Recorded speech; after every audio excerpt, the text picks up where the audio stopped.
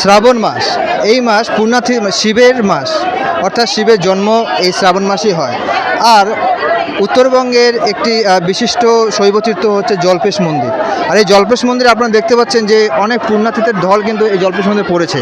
এই লাইনের মধ্যে কিন্তু এখনও অনেক হাজার হাজার মানুষ কিন্তু এই লাইনের মধ্যে দাঁড়িয়ে রয়েছে। আপনারা দেখতে পাচ্ছেন ঘুরিয়ে পেঁচিয়ে কিন্তু সেই লাইন কিন্তু গোটা মন্দির চত্বর কিন্তু ঘুরিয়ে পেঁচিয়ে সেই লাইন কিন্তু মন্দিরে ঢুকছে। শুধু দেখতেই পাচ্ছেন এই প্রখর রোদকে উপেক্ষা করেই নানান জায়গা থেকে কিন্তু এই মন্দিরে কিন্তু পুণ্যার্থীরা শুধুমাত্র শিবের মাথায় জল ঢালার জন্য এসেছেন। আপনারা দেখতেই পাচ্ছেন সেই ছোট ছোট বাচ্চা থেকে খালি পায়ে, একদম খালি পায়ে দেখতে পাচ্ছেন মন্দির প্রাঙ্গণে সেই টাইলসের মধ্যে, নিচে ক্যামেরাম্যানকে বলবো একটু দেখাতে, খালি পায়ে একদম সেই গরম কে উপেক্ষা করে খালি পায়ে কিন্তু সারা এই লাইনের মধ্যে দিয়ে মন্দিরে প্রবেশ করছে। আর দেখতে পাচ্ছি তার মধ্যে দেখতে পাচ্ছি পরিবেশ কর্মী থেকে শুরু করে যে পুলিশ প্রশাসন থেকে শুরু করে সবাই কিন্তু সেই লাইন এবং প্রতিটি যে ব্যবস্থা রয়েছে সেটাকে সুস্থভাবে পরিচালনা করার জন্যই কিন্তু তারা লেগে পড়ে রয়েছে। আপনারা দেখতেন যে পরিবেশপ্রেমী সংগঠন থেকে শুরু করে এখানে ইতিমধ্যে আমরা একজনকে পেয়ে গেছি, পরিবেশপ্রেমী সংগঠনকে পেয়ে গেছি। আমরা তার সাথে একটা কথা বলার চেষ্টা করব।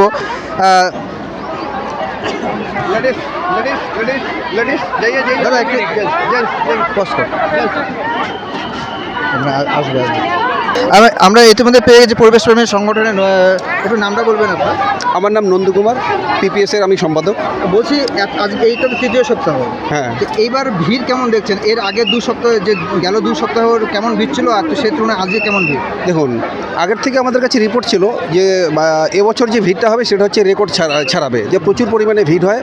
এবং গত 2 সপ্তাহের পরে যে আজকে মানে এবং গত কালকের থেকে যে আজ অবধি এখন অবধি যে ভিড়, এখন মোটামুটি 3টা বাজতে চললো, এখনও প্রচুর পরিমাণে পুণ্যার্থী আছে এখানে, জল ঢালার জন্য লাইন দিয়ে দাঁড়িয়ে আছে এবং প্রচুর পরিমাণে ভিড় হচ্ছে এবং তারা ধীরে ধীরে জল ঢালছে। এখানে প্রশাসন থেকে শুরু করে ভলেন্টিয়ার্স এবং আমরাও সহযোগিতা করছি, আমরা কন্ট্রোল করছি, আমরা চেষ্টা করছি যাতে সুস্থভাবে সবাই জল ঢালতে পারে বাবার মাথায়। কারণ এত দূর দূরান্ত থেকে যারা আসছে তারা আশা নিয়ে, সেই আশা যাতে তাদের পূরণ হয়, আমরা আপ্রাণ তাদের সহযোগিতা করছি। আরেকটা ব্যাপার হচ্ছে যে এই যে প্রখর রোদে এখন যদি কেউ অসুস্থ হয়ে পড়েছে বা এরকম কোনো ব্যাপার একেবারে, হ্যাঁ, প্রাথমিকভাবে এটা মানে বড়সড় কিছু হয়নি, ছোটো মোটো একটা আহত হয়েছে, এমন আমাদের ভলেন্টিয়ারদের মধ্যেও অসুস্থ হয়েছে, তো প্রাথমিক আমরা ট্রিটমেন্ট করে সেটা সুস্থ হয়ে গেছে। মানে বড়সড় কোনো দুর্ঘটনা এখন অবধি হয়নি।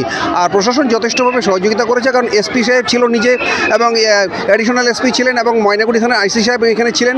তারা সারা রাত ধরে যেভাবে তদারকি করেছেন আমাদের সাথে, আমরা তাদের সাথে কোঅপারেট করেছি, আর তাতে সুস্থ মোটামুটি এখন অবধি বড়সড় দুর্ঘটনার কোনো খবর আমাদের কাছে নেই। মন্দিরে প্রবেশের কয়টি গেট রয়েছে? মন্দিরের প্রবেশে হচ্ছে মহিলাটা আলাদা আছে, আর ভিআইপি গেট একটা আছে, আর 20 টাকার গেট একটা আছে, মোট 3টা গেট।